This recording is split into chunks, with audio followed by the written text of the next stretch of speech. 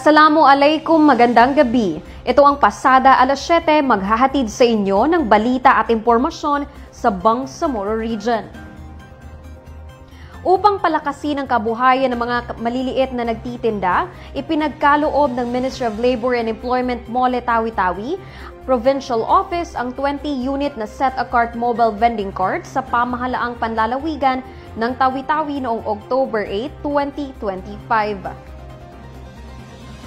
Ang turnover ceremony ay ginanap sa Capitol Extension Complex kung saan personal na iniabot ni Mole Provincial Head Haipa H. Jumdain ang mga unit sa Provincial Cooperative Office na siyang mamamahagi sa mga napiling benepisyaryo sa ilalim ng Bangsamoro Integrated Livelihood Program. Layunin ng proyekto na matulungan ang mga ambulant vendors na mapaunlad ang kanilang kabuhayan tungo sa mas matatag, malinis at kapaki-pakinabang na hanap buhay.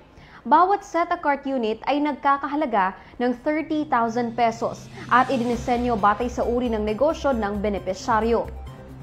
Kabilang sa mga karaniwang kagamitan nito ang bisikleta, solar light na may panel, kalan, timbangan, glass showcase at iba pang kitchen tools at accessories.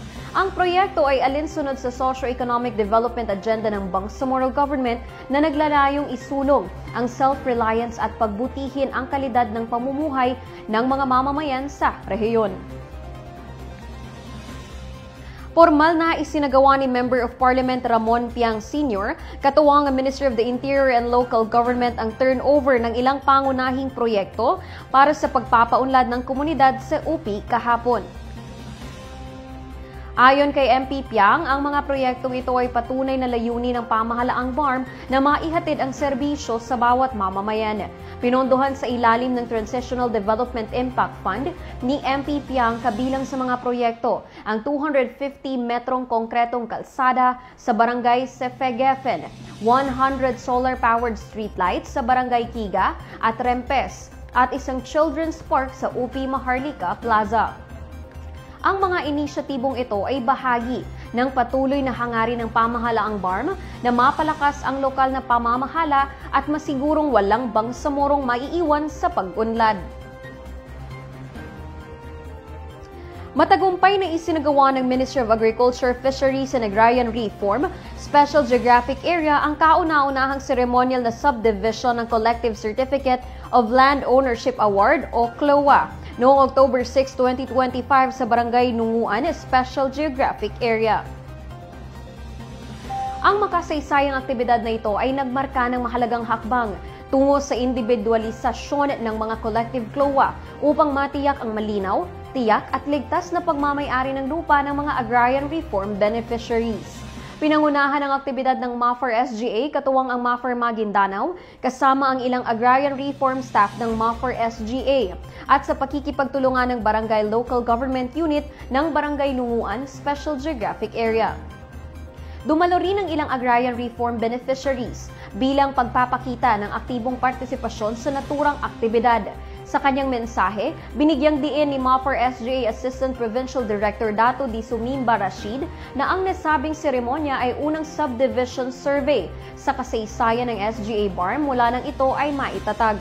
Ayon sa kanya, ang inisyatibong ito ay magsisilbing panimula ng serye ng mga subdivision surveys na isasagawa sa iba't ibang bahagi ng SGA at Cotabato City bilang bahagi ng pagpapatupad ng mas inklusibo at transparent na pamamahagi ng lupa.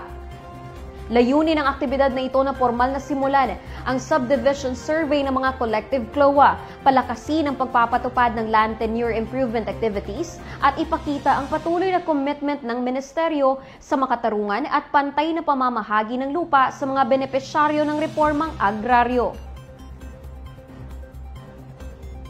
Naging matagumpay ang pamamahagi ng 3 pinansyal sa ilalim ng Bangsamoro Sagip Kabuhayan Program sa 518 internally displaced persons mula sa MOST affected areas at other affected areas ng Marawi City sa pangunguna ng BARM Marawi Rehabilitation Program, katuwang ang Ministry of Social Services and Development sa MPW Gym Matampay, Marawi City. Layunin ng inisyatibong ito na magbigay ng panimulang puhunan sa mga IDPs upang muling maibangon ang kanilang mga buhay ng may dignidad at pag-asa pagkatapos ng Marawi Siege. Bawat benepisyaryo ay nakatanggap ng pinansyal na tulong na nagkakahalaga ng 15,000 pesos. Patuloy ang pakikipagtulungan ng BARM MRP sa iba't ibang ahensya ng gobyerno tulad ng MSSD upang masiguro na ang mga IDPs ay makakatanggap ng napapanahon at sapat na tulong. Bilang isa sa mga special program sa ilalim ng 12-point priority agenda ng Office of the Chief Minister BARM, patuloy na nagsisilbing haligi ang BARM MRP ng rehabilitasyon at pagbangon ng Marawi City.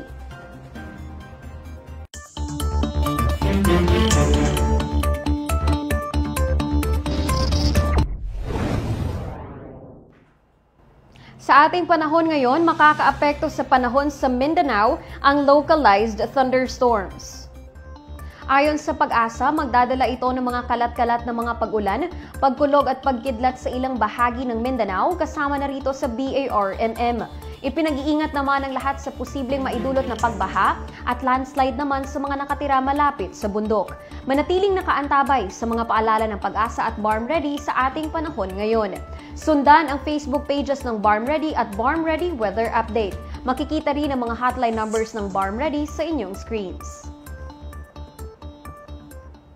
At yan ang mga balitang tampok sa Pasada Alas 7. Para lagi pong updated sa mga kaganapan at impormasyon sa BARMM, i-like, i-follow at i-share ang official social media accounts ng Bangsamoro Government na makikita sa inyong mga screens. Mapapanood nyo rin ang episode na ito ng Pasada Alas 7 sa YouTube page ng Bangsamoro Government.